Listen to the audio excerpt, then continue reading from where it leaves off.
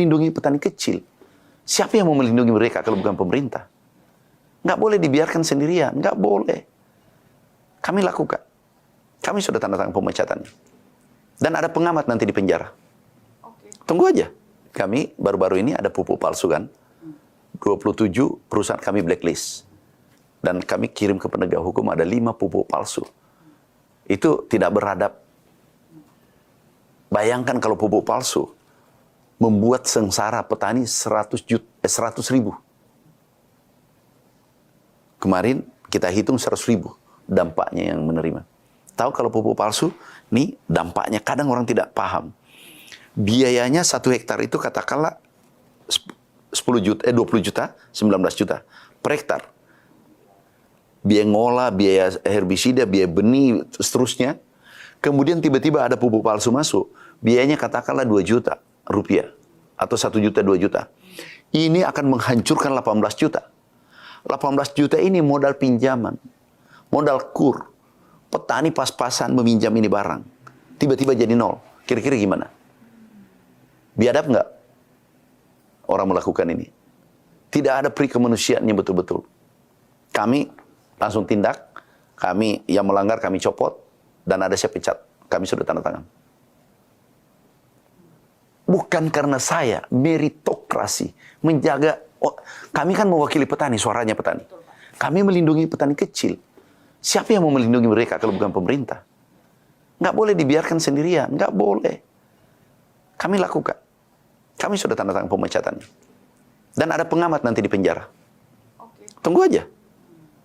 Yang mengamat selalu menyerang pertanian. Dia punya agenda tersendiri.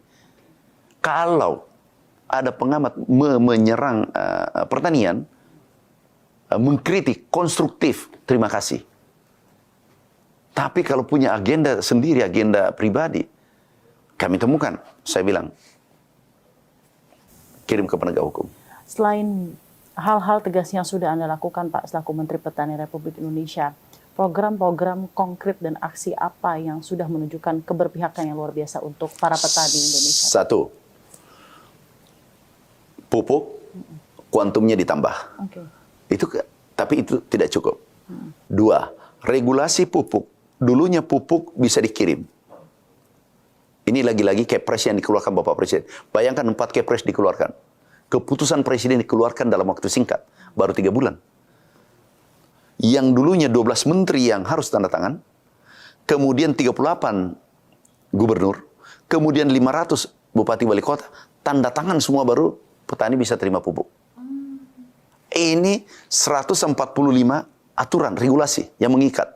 Sekarang Perpres yang keluar dari Menteri kami, dari Menteri Pertanian, langsung ke produsen, produsen langsung ke petani. Ini saja petani bahagia, kami sudah keliling. Ketiga, ada UMKM, utang petani, nelayan, diputihkan kan? Ya. Betul, Pak. Jadi, kemudian cetak sawah, opla, alat mesin pertanian, benih. Luar biasa perhatian Bapak Presiden. Di luar itu, ada tiket, harga tiket turun. Kan yang naik pesawat petani banyak. Petani kita 100 juta lebih. Kemudian naik haji, yang naik haji kan petani juga. Banyak. Turun juga kan? Biaya listrik, petani juga banyak kan? Turun harga listrik, biaya listrik. Kemudian ada diskon untuk jalan tol. Jadi betul-betul 130 hari keberpihakan Bapak Presiden terang benderang. Di mana sisi gelapnya? Terang benderang. Toh masih ada yang belum? Iya. Ini kan pemerintah ini berjalan terus sampai kiamat. Tidak bisa selesai 5 tahun. Tapi yang terpenting bahwa baru 130 hari. Tetapi luar biasa berpihaknya pada rakyat. Dan ini sudah kerja keras yang berlangsung selama beberapa tahun terakhir dan keberpihakan yang luar biasa untuk pertanian Indonesia ya Pak. Terjamin langsung dari data BPS ya Pak ya. Pak Amran, saya juga ingin tanyakan kepada Anda masih mengenai swasembada pangan. Jika seperti yang tadi Anda sampaikan kepada pemirsa CNBC, hilalnya sudah terlihat Pak, tapi kita masih menunggu nanti mungkin dari segi stabilitas produksi dan lain-lain. Apa saja yang masih ditunggu sampai akhirnya kita bisa dengan bangga publicly saying bahwa kita swasembada pangan bisa tercapai di Indonesia? Gini, ini kan masih berproses. Ini langkah-langkah darurat kemarin sudah selesai. Sekarang yang tidak darurat itu adalah cetak sawah oplah. Ini kita lakukan. Kemudian kami klaster untuk pertanian modern. Ini kan tidak semudah yang kita bayangkan. Karena kami ingin klaster ini yang 3 juta hektar nanti sejajar dengan Amerika, pertanian Amerika, sejajar dengan Jepang, sejajar dengan negara-negara maju. Ini kami ingin. Amerika. Arkansas, saya dari sana.